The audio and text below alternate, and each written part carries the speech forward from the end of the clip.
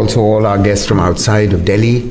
Welcome to Jawaharlal Nehru University and welcome to this seminar on contemporary agrarian systems in the Global South, organized by our center in collaboration with the Center for Economic Studies and Planning.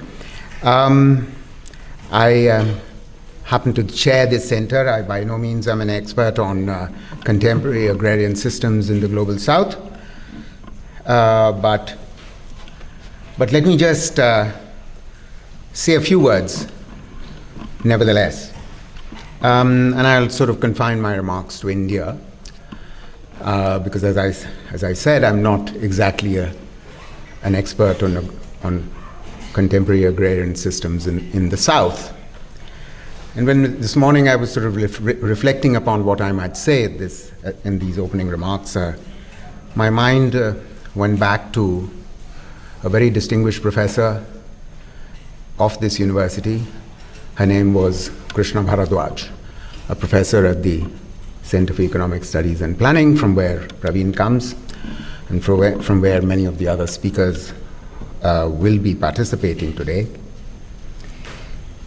And in one of her classic works, published by Cambridge University Press in 1962, Production Conditions in Indian Agriculture, she had made an argument that there is an inverse relationship between the size of the plot and the productivity of the plot.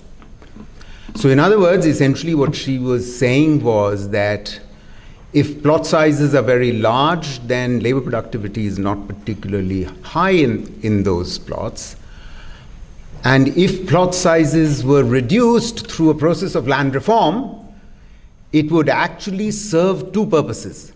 It would serve the purpose not only of equity, it would also serve the purpose of efficiency. In other words, it would enhance agricultural productivity while enhancing equity in agriculture, which was an empirically founded argument and theoretically sound argument. But remember that she was making this at a time, 1962, when perhaps the country's population did not exceed about, let us say, 450 million, because we started with about 330 million at that point in 1947. It might not have exceeded 450 million. Fast forward to 2020, we have a population which is 1.34 billion. In other words, 3 times as large as the population was when Krishna Di was writing Production Conditions in Indian Agriculture. And while in the 70s, the plot size in our country, the average plot size, was about 2.5 hectares, the average plot size. Over time, the average plot size had shrunk by 2010 to 1.25. In other words, it had halved, 1.25 hectares. And since 2010, obviously, it has reduced even further. So we might be at this point on an average plot size for the country as a whole as at 0.8 hectares.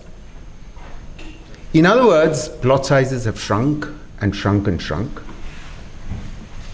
So the argument that Professor Bharadwaj had made at that time was a very telling argument, was a very effective argument, was in fact used very effectively, not just in India, but across the globe for actually implementing land reforms across the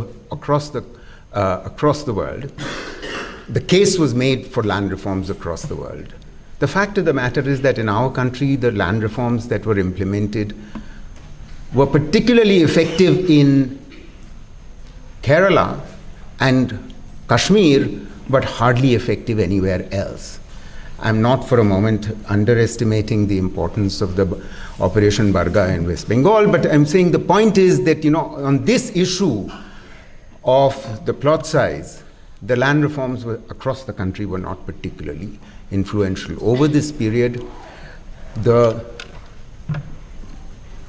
focus on agriculture simply seemed to be on enhancing output.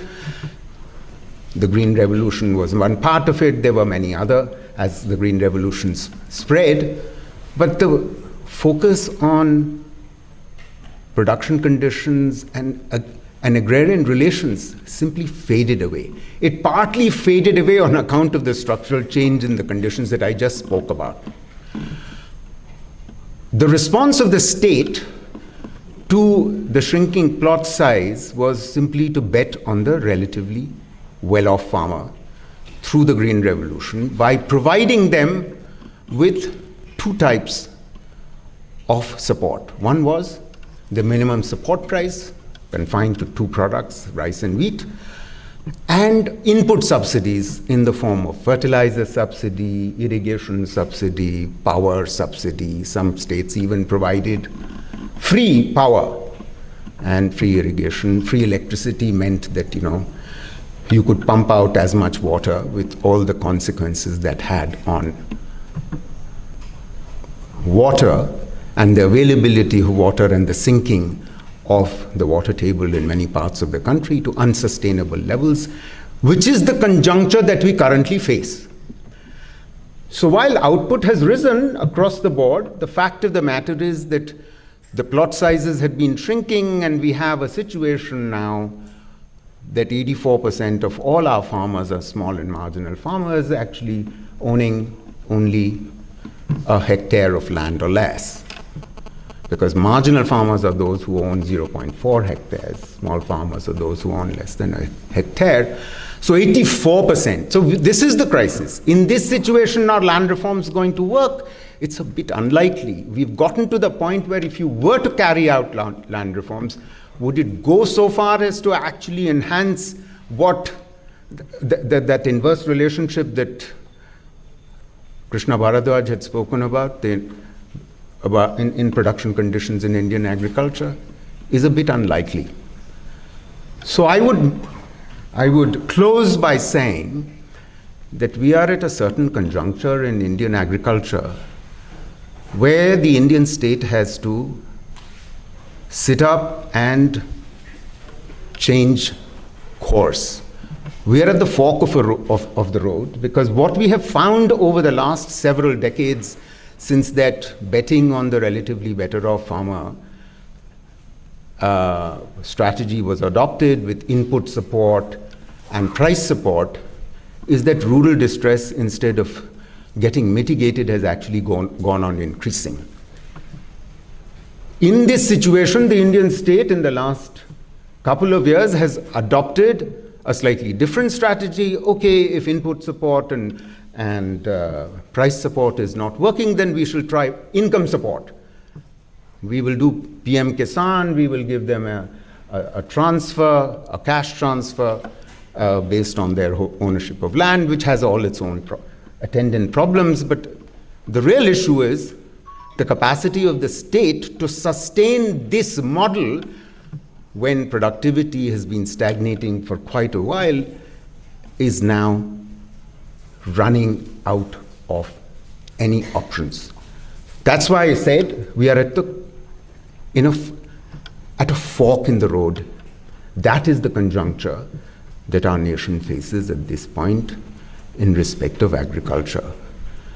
If we don't take notice of the fact that that strategy of input and price support, and then when that fails, income support comes in, is not working, then we are not going to get out of this crisis. When I worked in the Planning Commission for about 8 years, between 2006 to 14, we were consistently making the argument to our own government, of course, and this argument has continued to be made by many economists since then, also after the previous government demitted office, that the focus of the strategy to solve the problems in agriculture has to shift towards a much more investment in agriculture approach, and not an input, price, and income support-based strategy. If we were to do that, then perhaps the small and marginal farmer could also benefit from an investment-based strategy. Of course, there would have to be some sensitivity to the 84% of the farmers who are small and marginal in this investment strategy. Because it's those 84% which are at the receiving end. They are not the beneficiaries of the input support or the price support, let alone of the income support, unfortunately. While it's highly likely that an investment-based strategy for agricultural revival in our country might have greater scope for success. With those remarks, I want to welcome you all again. Thank you very much indeed. And I hope you have an extremely successful seminar, and thank you for inviting me.